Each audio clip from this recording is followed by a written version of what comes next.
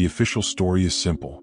Between 1850 and 1920, industrialization spread across continents. Cities expanded. Governments modernized. Public buildings rose in synchronized waves because nations were following similar development timelines. But in 1876, Philadelphia built a city hall designed for a population of 2 million. The city had 674,000 people. In 1871, London opened Street Pancras Station with capacity for 120 trains daily. Average daily traffic, 19 trains. In 1885, Chicago completed a water tunnel system engineered for 3 million residents. Population, 629,000.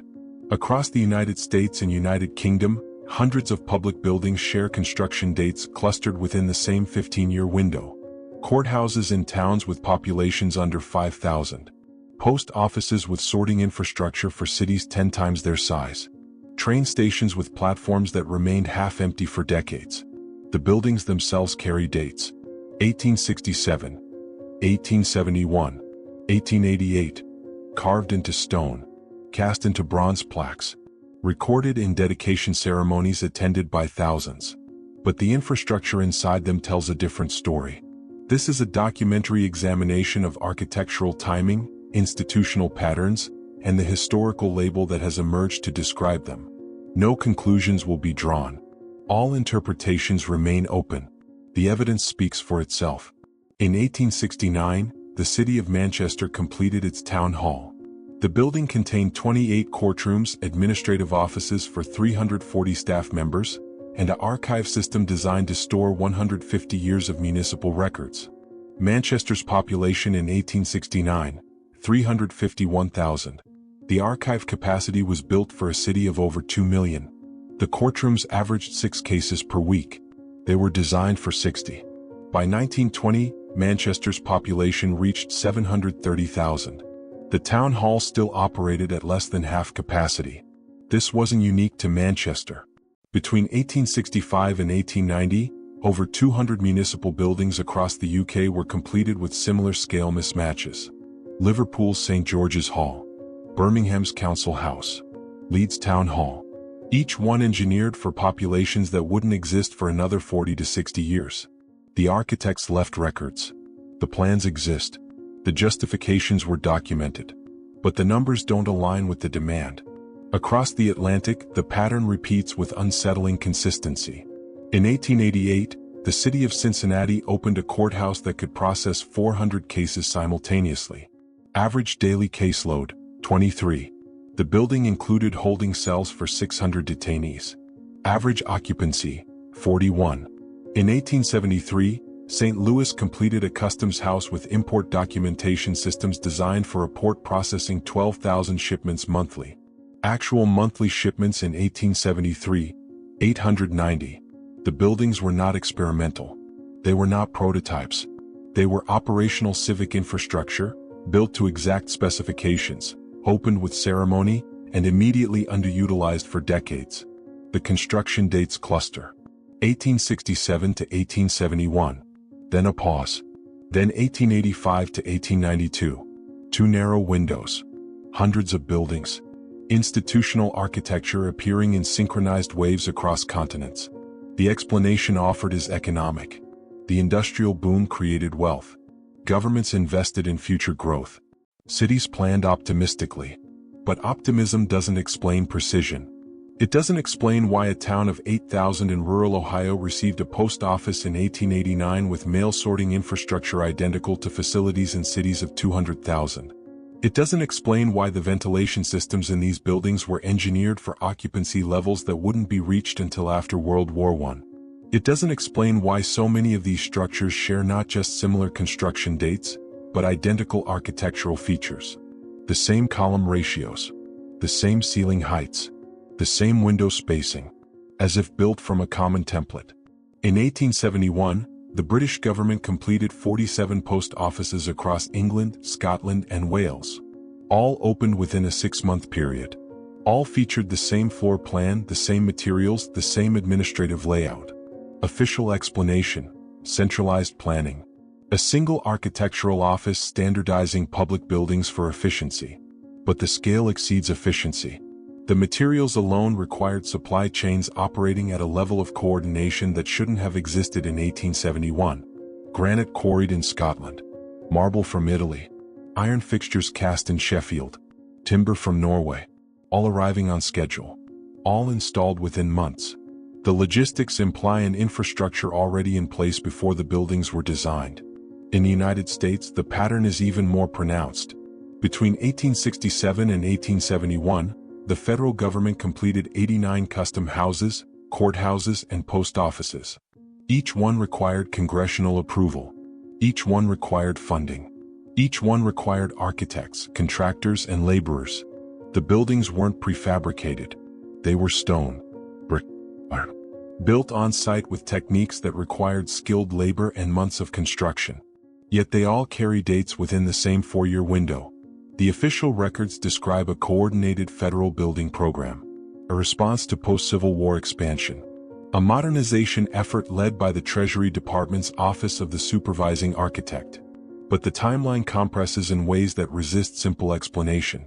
To complete 89 buildings in 4 years, the federal government would have needed to maintain simultaneous construction projects in 89 cities.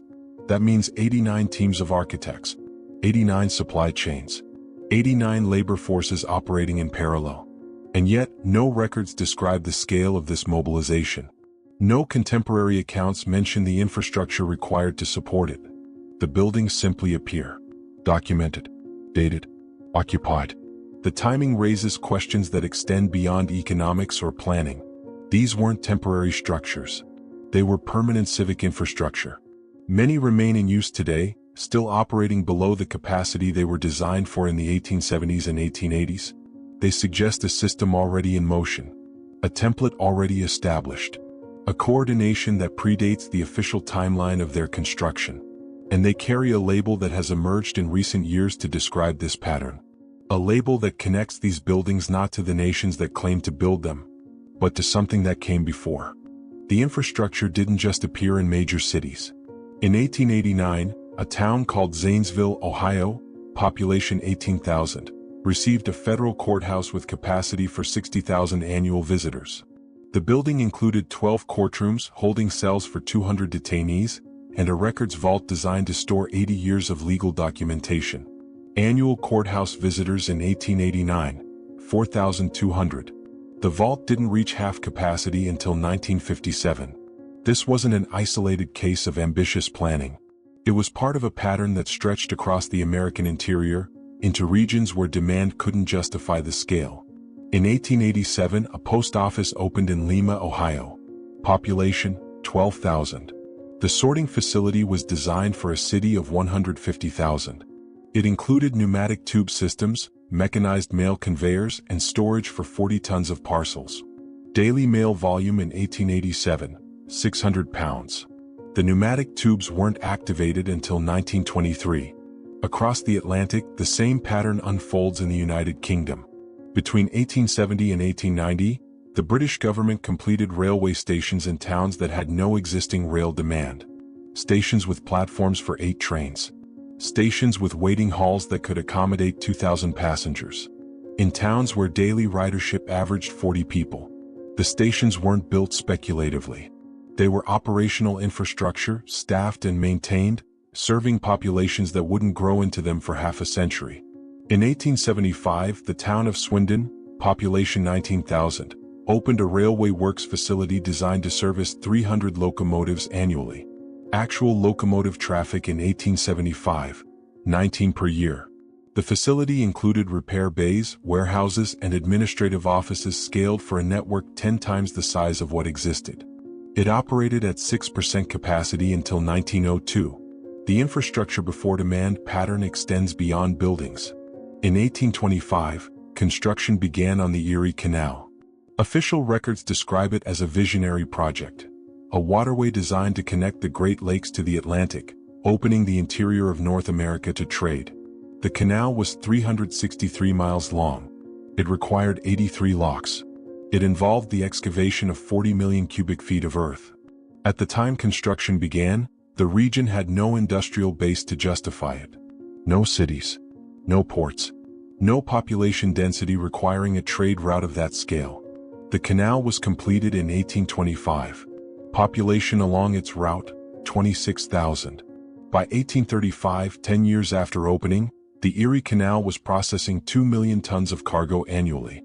The infrastructure had been built for a demand that didn't exist when construction started, but arrived almost immediately after completion. The timing suggests preparation, not speculation. The same pattern appears in Britain's railway expansion. Between 1830 and 1850, the United Kingdom laid 6,000 miles of railway track. The network connected cities, towns, and rural areas with precision engineering that required advanced surveying, material coordination, and labor mobilization on a scale that shouldn't have been possible. The railways weren't built incrementally. They appeared in waves. Entire regional networks completed within months of each other. The official explanation: railway mania, investment bubbles, speculative construction driven by economic optimism. But the infrastructure itself tells a different story. The track gauge was standardized before the networks were connected. The station architecture was uniform before centralized planning existed. The timetables were synchronized across regions that had no prior coordination, as if the system had been designed as a whole before the individual lines were built. In the United States, the Transcontinental Railroad followed a similar pattern.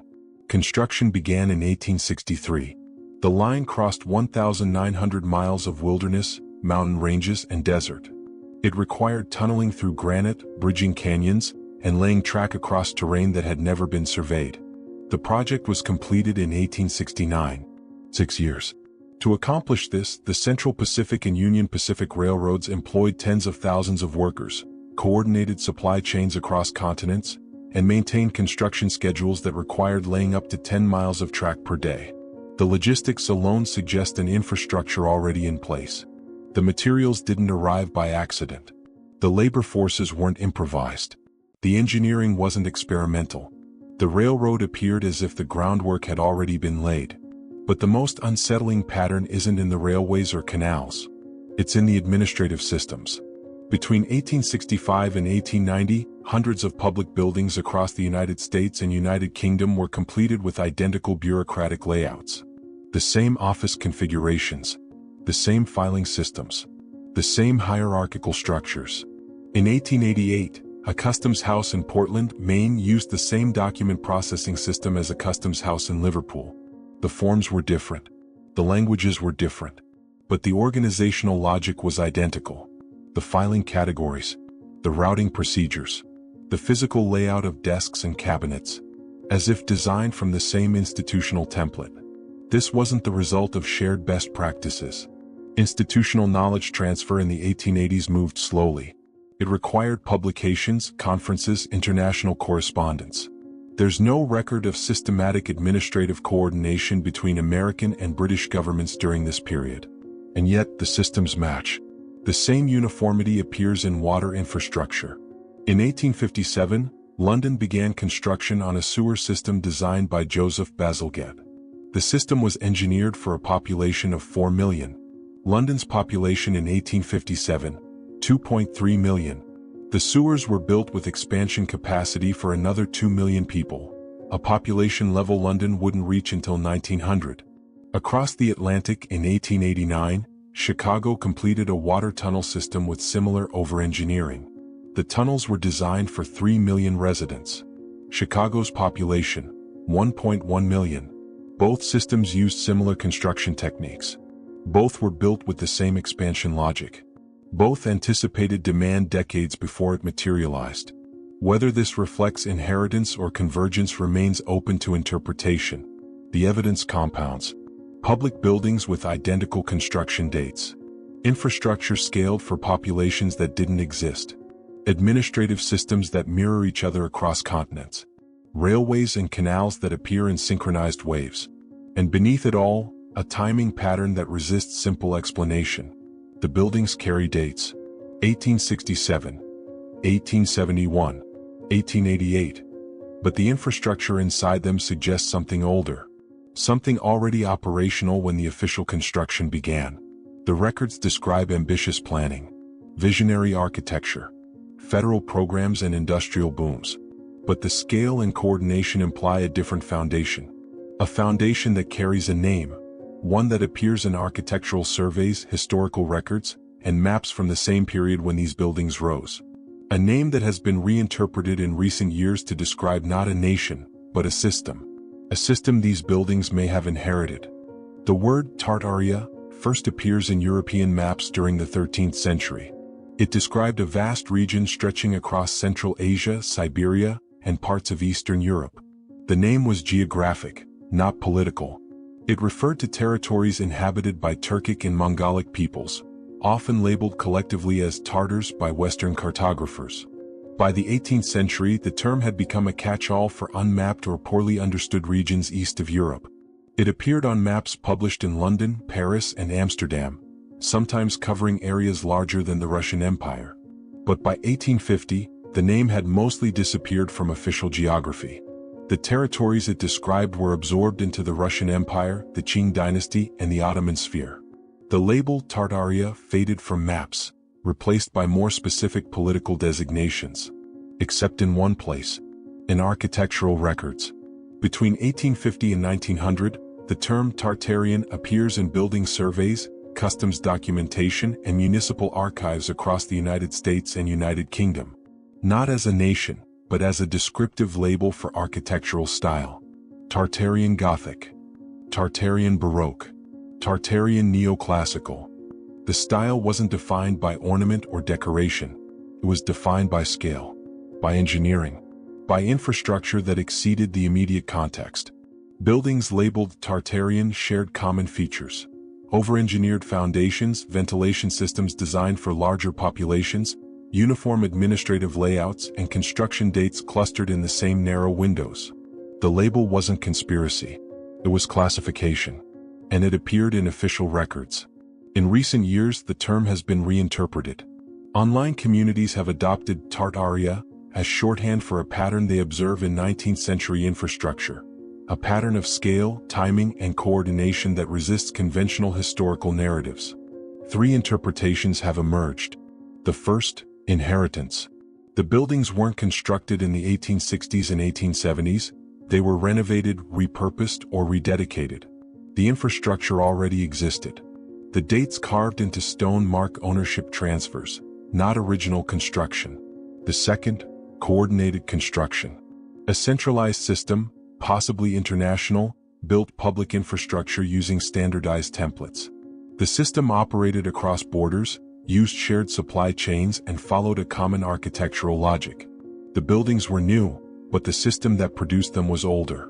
The third, misattributed scale. The buildings were constructed when the records claim, but the demand they were designed for wasn't speculative. It was known. The population density, trade volume, and administrative needs were already present, just not officially recorded. Each interpretation accounts for the same evidence. None can be definitively ruled out. Return to 1816. That year is remembered for global climate disruption. Volcanic ash from Mount Tambora in Indonesia darkened skies across Europe and North America. Crops failed. Temperatures dropped. It became known as the year without a summer. But 1816 is also the year when institutional record-keeping becomes suddenly detailed. Census data, trade logs, birth and death registries, municipal archives, all become standardized, systematic, and preserved. Before 1816, records are sparse. After 1816, they're comprehensive. The timing has been noted by historians as coinciding with post-Napoleonic administrative reforms. But the scale and uniformity of the change suggest something more foundational, as if a system reset, or as if a new system began documenting what was already there. The buildings remain. The dates remain. The infrastructure remains. What changes is the frame through which they're viewed. Tartaria, in this context, isn't a claim. It's a placeholder. A label for the gap between the official timeline and the observable evidence. It describes buildings that feel older than their dates. Infrastructure that exceeds its context. Systems that appear coordinated without clear coordination. It's a way of naming the friction.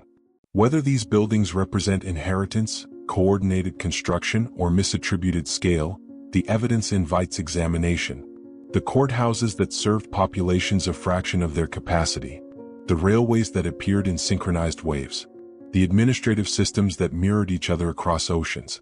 The timing that compresses. The scale that overshoots. The uniformity that suggests a template. These aren't mysteries. They're patterns. And patterns demand questions. Not answers. Not conclusions. Just questions. The buildings stand in cities across the United States and United Kingdom. Many are still in use. Their capacity still exceeds demand. Their infrastructure still operates below design. The dates carved into their facades tell one story. The systems inside them suggest another. Both stories exist. Both are documented. The tension between them is what this examination has traced. Not to resolve it, but to make it visible.